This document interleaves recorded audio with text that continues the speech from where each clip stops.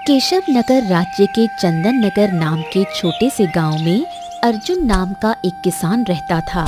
वो रोज की तरह अपने खेत में काम कर रहा था। तभी उसका मित्र बलराम वहां पहुंचा। अर्जुन! ओ अर्जुन! अरे अर्जुन, अरे भाई तुम यहाँ खेत में काम कर रहे हो और उधर तुम्हारी पत्नी की प्रसव पीड़ा शुरू हो गई है। ये तो अच्छा हुआ कि मेरी पत्नी किसी काम से तुम्हारे घर गई थी। उसने भाभी को दर्द में तड़पते देखा और तुरंत दाई को बुलाकर लेकर गई।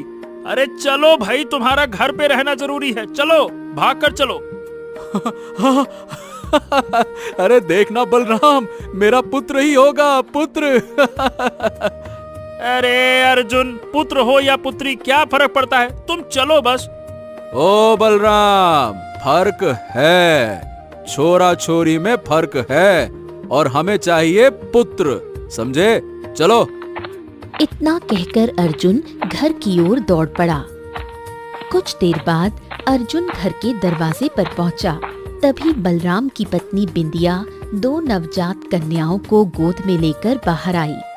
मुबारक हो अर्जुन भैया, तुम्हें जुड़वा बेटियां हुई हैं। अर्जुन का चेहरा उतर गया। वो बिना कुछ कहे वहां से लौट गया।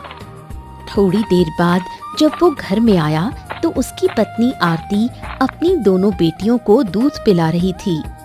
क्या हुआ? क्या आप खुश नहीं हुए? अरे खुश नहीं हुए से तुम्हारा क्या मतलब है? तुम जानती हो कि मुझे पुत्र चाहिए था, पुत्री नहीं। और तुम एक बेटा भी नहीं दे पाई। अगर यही 2 पुत्र हुए होते तो मैं सारे गांव में दावत करता, सीना चौड़ा करके चलता। क्या करूं इन लड़कियों का, क्या करूं इनका? आरती के चेहरे पर गहरी उदासी उतर आई, लेकिन कुछ देर बाद उसने संभलते हुए मुस्कुराने की कोशिश की। अच्छा सुनिए ना, मैंने इनका नाम रख लिया है। बड़ी का नाम चारुलता और छोटी का सौम्या। कैसे लगे आपको ये नाम? ऐसा है, ये तुम्हारी बेटियां हैं, चाहे तो नाम रखो चाहे तो ना रखो, मुझे कोई मतलब नहीं इनसे। अर्जुन वहां से चला गया और आरती की आंखों से आंसू बहने लगे। समय बीतता गया। आरती ने अकेले ही अपनी दोनों बेटियों का पालन पोषण किया। अर्जुन ने कभी उनकी परवाह नहीं की। 10 वर्ष गुजर गए और अब सौम्या और चारुलता समझदार हो चुकी थी। माँ, पिताजी हम दोनों से बात क्यों नहीं करते? सौम्या की बात सुनकर आरती की आंखें भर आईं। ऐसा मत कहो बिटिया, तुम्हारे पिताजी बहुत व्यस्त रहते हैं, उन्हें समय नहीं मिलता। पर माँ, गांव के और किसान भी तो व्यस्त रहते हैं, फिर भी वो अपनी बेटियों से प्यार करते हैं। हमारे पिता तो हमारी ओर देखते तक नहीं। आरती की आंखों में आंसू छलक पड़े। मैं तो तुमसे बहुत प्रेम करती हूँ, तुम अपने पिता की बातों पर ध्यान मत देना। अच्छा, तुम दोनों यही रहो, मैं नदी से पानी भर कर लाती हूँ। आरती मटका उठाकर नदी की ओर चली गई और दोनों बेटियां आंगन में खेलने लगी। कुछ ही देर में बलराम घबराया हुआ आया। उसकी आंखों से आंसू बह रहे थे। बलराम चाचा, क्या हुआ? आप रो क्यों रहे हैं? बेटा तुम्हारी माँ नदी में डूब कर मर गई। जल्दी चलो बेटा, जल्दी चलो। सौम्या और चारुलता चीख पड़ी। दोनों रोती हुई बलराम के साथ नदी की ओर दौड़ी। नदी किनारे आरती की लाश पड़ी थी। गांव के लोग वहां इकट्ठा थे। थोड़ी देर में अर्जुन भी वहां पहुंचा। आरती, आरती, आरती, आरती, तुम हमें छोड़कर क्यों चली गई, क्यों चली गई? अब मेरा क्या होगा? तुम्हारे बिना मैं अपनी दोनों बेटियों की परवरिश कैसे करूंगा, कैसे करूंगा? बलराम की आंखों से भी आंसू बह रहे थे। जब मैं नदी के किनारे पहुंचा तो तुम्हारी पत्नी डूब रही थी। मित्र, मैंने उसे बचाने की बहुत कोशिश की, पर तब तक बहुत देर हो चुकी थी। मुझे याद है जब वो नदी पर आई थी तब उसने अपने शरीर पर सोने के आभूषण पहने थे, लेकिन जब मैंने उनकी लाश बाहर निकाली तो वो आभूषण गायब थे। अब पता नहीं भाभी के आभूषण कौन ले गया, क्या हो गया समझ नहीं आता। क्या? मैं उसे हमेशा समझाता था कि नदी जाते वक्त आभूषण उतार दिया करो। आजकल डाकुओं का आतंक बढ़ गया है, लेकिन क्या करूं? हाँ अर्जुन, लगता है कि भाभी किसी डाकू की लूट का शिकार बन गई हैं। किसी ने उनके आभूषण छीने और उन्हें नदी में धक्का दे दिया। बेचारी भाभी, उन्हें तैरना भी नहीं आता था और बेचारी चली गई। कुछ देर बाद आरती का अंतिम संस्कार कर दिया गया। गांव का वातावरण शोक में डूब गया।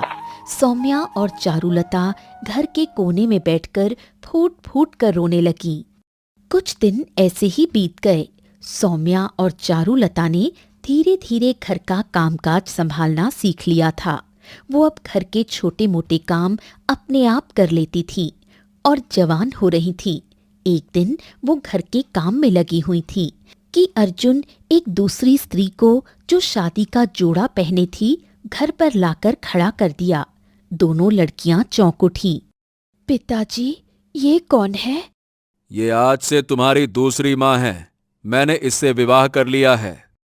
ये सुनकर सौम्या की आंखों में आंसू आ गए। पिताजी, माँ को गए हुए अभी कुछ ही दिन तो हुए थे।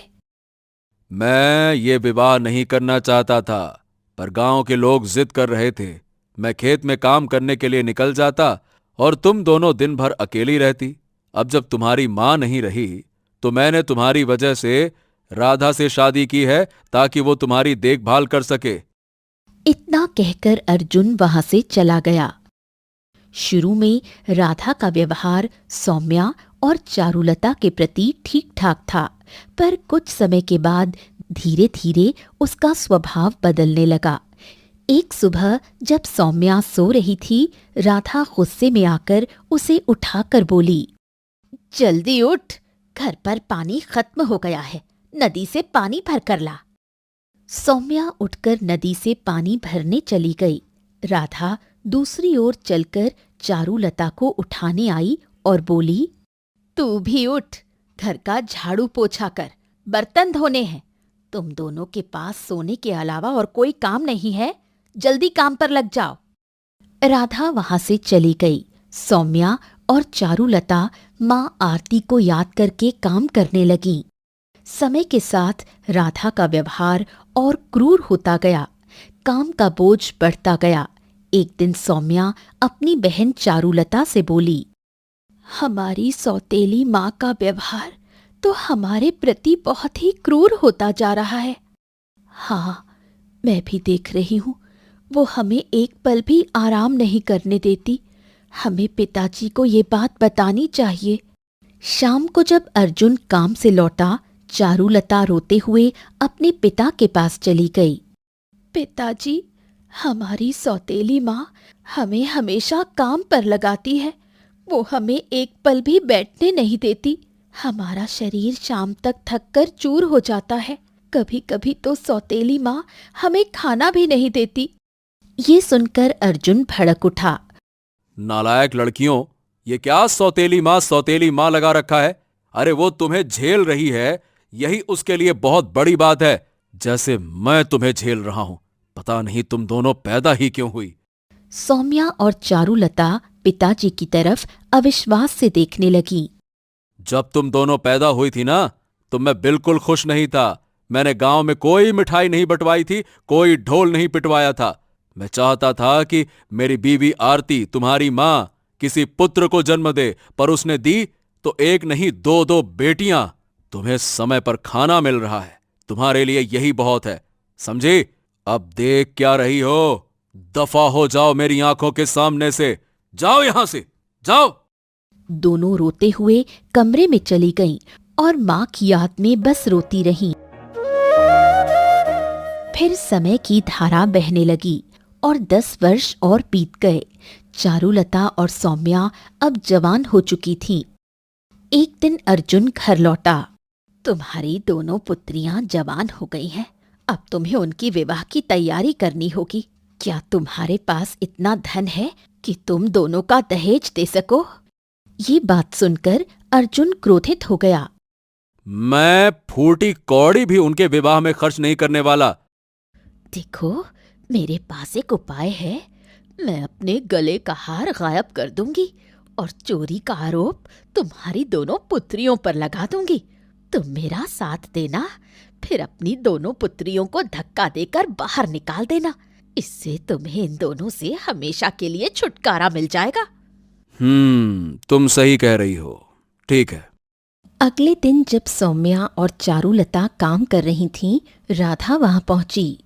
मेरे सोने का हार जो मैं गले में पहनती थी, नहाने से पहले मैं अपने कक्ष में रखकर जाती थी, और अब वो गायब है। वो कहाँ गया? कैसी बातें कर रही हो माँ? हम तो आपके कक्ष में जाते ही नहीं। मुझे शक है कि सौम्या और तुमने हार चुराया है, क्योंकि तुम दोनों मेरे गले के हार को हमेशा घूरती रहती थी। माँ, हम पर चोरी का इल्जाम मत लगाइए। उसी समय अर्जुन वहां आया। राधा ने इशारा किया। अर्जुन ने डंडा उठाया और क्रोधित स्वर में कहा, साफ साफ बोल रहा हूं, सच बोल दो, नहीं तो मैं धक्के मारकर बाहर निकाल दूंगा। सच सच बता। चारुलता और सौम्या हाथ जोड़कर विनती करने लगीं। पिताजी, हमारी बात पर विश्वास कीजिए। अर्जुन ने भयंकर ठंड में उन दोनों को घर से निकाल दिया। गांव वाले देख रहे थे, पर कोई मदद के लिए आगे नहीं बढ़ा। सौम्या और चारुलता रोते हुए घर से दूर नदी के किनारे चली गईं। वो बेबसी और अपमान से टूट चुकी थीं। माँ, तुम अकेले पानी भरने क्यों गई थी? हमें भी साथ ले लेती, हमें ये दिन नहीं देखना पड़ता। माँ, तुम्हारे जाने के बाद हमने कितने अत्याचार सहे, तुम्हें क्या पता है। वो घंटों नदी के किनारे बैठकर रोती रहीं, अपनी माँ से बातें करती रहीं और उस बचपन की यादों में खुद को ढूंढती रहीं। सर्दी इतनी कड़क रही थी कि दोनों बहनों का शरीर ठंड में जम सा गया था। वो नदी के किनारे बैठी रहीं और ठिठुरती रात गुजारती। तभी बलराम वहां से गुजरा। अरे सौम्या और चारुलता, तुम दोनों यहाँ सर्दी में? अरे तुम दोनों बीमार पड़ जाओगी, यहाँ क्या कर रही हो? दोनों बहनें रोने लगीं और सारी घटना बलराम को बता दी। बलराम की आंखों में आंसू आ गए। हाँ बेटा, मैंने कई बार तुम्हारे पिता को समझाने की कोशिश की कि अपनी बेटियों के प्रति इतना कठोर रवैया सही नहीं है, लेकिन पता नहीं उसके दिमाग में क्या चलता रहता है। चलो तुम दोनों घबराओ नहीं बच्चों, आ जाओ मेरे घर पे चलो, अभी तुम्हारा चाचा है। आ जाओ बेटा, आ जाओ आ जाओ आ जाओ। नहीं बलराम चाचा, अब हम किसी पर बोझ नहीं बनेंगे। हम यहीं पर रहेंगे और यहीं अपनी जान देंगे, जहां हमारी माँ ने आखिरी सांस ली थी। बलराम ने बहुत समझाने की कोशिश की, पर दोनों बहनें नहीं मानी। वो निराश होकर वहां से चला गया। वो दोनों फिर बैठकर रोने लगी और पूरी ठंड में रात गुजार दी। अगली सुबह एक बूढ़ी औरत वहां आ पहुंची।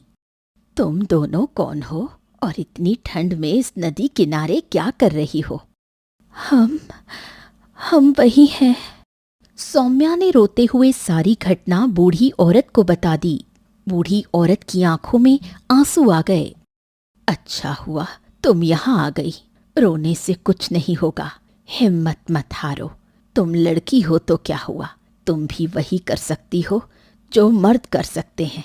पास में एक जंगल है, वहां से लकड़ी काट कर लाओ। मैं तुम्हें झोपड़ी बनाना सिखाऊंगी, तुम यहीं झोपड़ी बनाकर रहो, किसी की मोहताज मत बनो। बूढ़ी औरत की बातों का असर दोनों बहनों पर हुआ। वो तैयार हो गईं और बूढ़ी औरत के बताए स्थान पर चली गईं। वो लकड़ियां तोड़कर और बूढ़ी औरत के साथ मिलकर झोपड़ी तैयार करने लगीं। थोड़े ही समय में झोपड़ी तैयार हो गई और उस दिन के बाद वो वहीं रहने लगी। कुछ दिन गुजरने के बाद बूढ़ी औरत उन दोनों से बोली, अब तुम दोनों को कोई काम धंधा करना चाहिए। जंगल में बहुत से पेड़ हैं जिनके फल का कोई भी मालिक नहीं है। उन फलों को तोड़कर बाजार में बेचो, इससे तुम्हें आमदनी होगी। हमें आपका ये सुझाव अच्छा लगा, हम फल तोड़कर बाजार में बेचें। दोनों बहनें रोज जंगल जाती, फल तोड़कर बाजार में बेचने लगी और धीरे धीरे उनकी आर्थिक स्थिति संभलने लगी। एक दिन जब वो फल तोड़ रही थी, चारुलता की नजर पास में खड़े एक सैनिक पर पड़ी। अरे, ये सैनिक यहाँ क्या कर रहा है? पता नहीं, चलकर पूछते हैं। वो दोनों सैनिक के पास गईं और विनम्रता से पूछ बैठी। सैनिक मुस्कुराया और बोला, महाराज का शिकार करने का शौक है, वो यहाँ ठहरते हैं। नदी पास में है और पानी की कमी भी नहीं होगी। सैनिक चला गया। सौम्या और चारुलता अपनी झोपड़ी लौट आईं। शाम को वही बूढ़ी औरत उनकी झोपड़ी में आ पहुंची और मुस्कुराती हुई बोली, तुम्हारे चेहरे पर मुस्कान आ गई है, ऐसे ही मुस्कान बिखेरती रहना। आपने हमारी बहुत सहायता की है, पर आपने अभी तक हमें अपना घर नहीं दिखाया। ये सुनकर बूढ़ी औरत ने रहस्यमयी अंदाज में सौम्या की ओर देखकर कहा, जिस नदी के किनारे तुम रहती हो, वहीं पर वर्षों से मेरा घर रहा है। जल्दी तुम्हें इसका रहस्य पता चल जाएगा, पर अब समय आ गया है दोषियों को सजा देने का। कौन दोषी? मैंने कहा था ना, मैं वर्षों से इस नदी के किनारे रहती हूँ। तुमने मेरी बात पर ध्यान नहीं दिया। तुमने बताया था कि तुम्हारी माँ इसी नदी में गिरकर मरी थी, है ना? हाँ, ऐसा ही है। और मरने से पहले उसके आभूषण गायब थे। गांव को लगा कि किसी डाकू ने उसे लूटकर धक्का दे दिया। क्या ये बात सत्य है? हाँ, ये सत्य है। तुम्हारे घर पर ही वो गहने अब भी रखे हुए हैं। दोनों बहनें एक साथ चौंक गईं। तो आप कहना क्या चाहती हैं? तुम्हारी माँ की हत्या हुई थी, और वो हत्या किसी और ने नहीं बल्कि तुम्हारे पिता अर्जुन ने की थी। उसे कभी अपनी पत्नी पसंद नहीं थी। वो हमेशा से अपनी दूसरी पत्नी राधा से प्रेम करता था।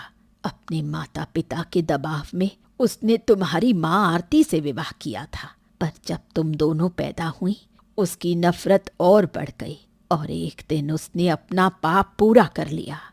क्या? पर आपको इतनी गहराई से ये सब कैसे पता? समय आने पर सब बता दूंगी, पर अभी राजा सूरज तुम्हारी झोपड़ी के पास शिकार के लिए डेरा डाले हुए हैं। वहीं जाकर सच्चाई बताओ। लेकिन राजा सूरज सबूत मांगेंगे। सबूत तुम्हारे पिता के कक्ष में है, वो गहने वहीं रखे हैं। अब देर मत करो। दोनों बहनें तुरंत बूढ़ी औरत की बात मानकर राजा सूरज के पास पहुंची। ओ, तो तुम दोनों वही हो जो नदी के किनारे रहती हो। मेरे सैनिकों ने बताया था। क्या तुम्हारे पिता भी तुम्हारे साथ रहते हैं? महाराज, हम आपको एक सच्चाई बताने आए हैं। हमारी माँ की हत्या किसी और ने नहीं, हमारे पिता ने की थी। इतना कहकर चारुलता राजा सूरज को धीमी आवाज में रोते हुए सब कुछ बताने लगी। क्या कहा? तुम्हें इस बात का यकीन है? हाँ महाराज, अब हमें सब समझ आ गया है।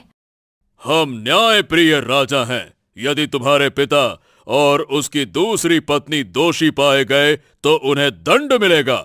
चलो मेरे साथ। राजा सूरज, चारुलता, सौम्या और सैनिक अर्जुन के घर पहुंचे। अर्जुन और उसकी पत्नी राधा राजा को देखकर डर गए। महाराज, क्या हुआ महाराज? ये तो मेरी दोनों पुत्रियां हैं। क्या इन्होंने आपसे मेरी शिकायत की महाराज? तुम्हारी सच्चाई सामने आ चुकी है अर्जुन। तुमने ही वर्षों पहले अपनी पत्नी आरती की हत्या की थी। क्या?